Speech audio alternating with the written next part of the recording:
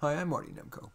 Whether you're a counselor or the counselee, isn't it sad, or at least surprising, how little is remembered from a session? Even though my clients record our sessions on their phone, and I encourage them to listen, many of them don't. And even if they do, they remember only a small percentage of the takeaways that they had agreed is important. On reflection, that shouldn't be so surprising. Think of all the counseling you've done or given, the workshops you've taken, let alone the college courses you've taken. How much do you remember? If you're like most people, not much lives beyond a day or two. Takeaways' half-life is short indeed. An antidote is for counselors, whether it's psychological counselors, career counselors, life coaches, whatever, to build in memorability. And here are some tactics I've used. One is what I call the family report. At the end of a session, I'll ask the client to stand up and pretend that he or she is talking to his or her family about the session. What would you tell them are the session's takeaways and your to-dos? That can help lock in their memory important takeaways from the session. I also sometimes use what I call the board of advisors technique. I ask the client to fold 3x5 index cards in half and write a name tent for each of the few most respected people in their life. Then the client places the name tent around the table, each of the name tents, Next, I say to the client, you're the CEO and these are your advisors. Ask for their opinion about that issue you're grappling with. The client then physically moves to where that person's name tent is and then pretends they're that person offering advice. The client goes from, quote, person to person and maybe back again until the client has gotten enough of their perspectives. I often take clients on field trips. I took an aspiring inventor of mountaineering equipment to a shop specializing in that, and there we discussed not only his products and if and how they'd fit in, but his psychological reactions. Another field trip, I played wingman with a client who wanted to meet a romantic partner. I sometimes suggest we do our session while walking in the woods, at a beach. They have a beach a few minutes from here, or simply around my neighborhood. One client wants every session to be while hiking with my doggie. Love it. So does she. The doggie, my male doggie, and my female client. I walked the aisles of a supermarket with an executive at a Fortune 500 consumer products company who's in charge of acquisitions to facilitate expanding his thinking about which products he should evaluate for acquisition. There was an aspiring librarian who was too shy to ask for an informational interview, so we went to the library together.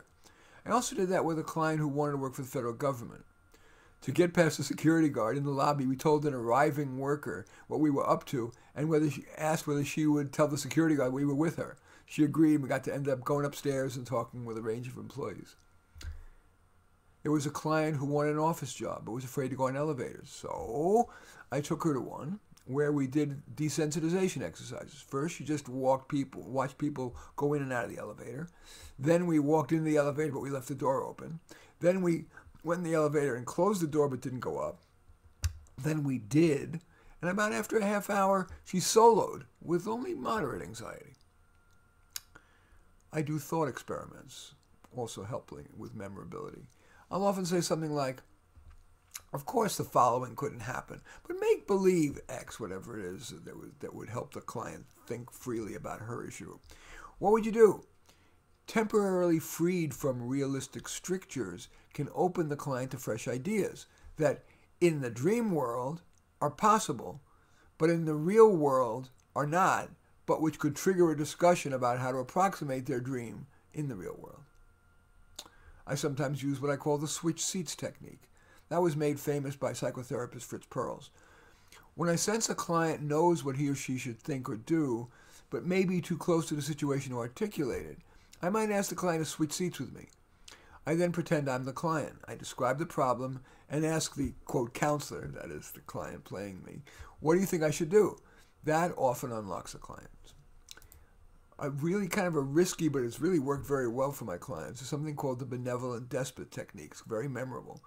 When I sense that there is tough feedback that the client needs to hear and could take, to soften it, instead of just launching in, I ask, Would you mind if for a moment I change from mild-mannered counselor to benevolent despot?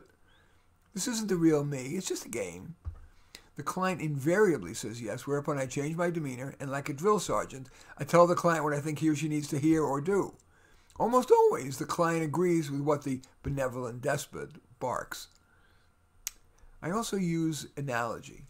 I sometimes essentialize the client's problem as a memorable visual. To good effect, I've even said things as trite as, "We're all roses. We can be beautiful even with our thorns."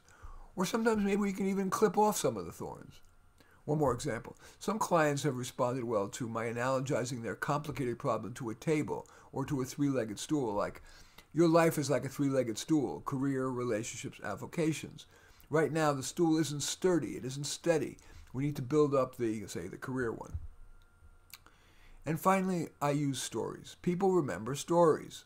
So as appropriate, I tell stories, usually client success stories, but also failure stories with lessons that may be learned. So, if you're a counselor, are your sessions as memorable as you'd like them to be? You want to try any of these ideas? Or should you simply stay alert for opportunities for memorability that are custom to your client's needs? And if you're a counselee, you too can try to stay vigilant for ways to enhance memorability. If only to take a few notes, maybe synthesize them at home. Email that synthesis to your counselor and review them daily. Counseling is time-consuming, sometimes painful, often expensive.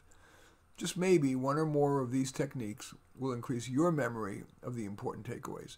In any event, I do thank you for watching. I'm Marty Nemko. I welcome your thumbs up, accept your thumbs down. Would always look forward to your comments. I would love it if you would hit the share button below and share it on your social media and or subscribe to my channel. And in any event, I do thank you for watching. I am Marty Nemko.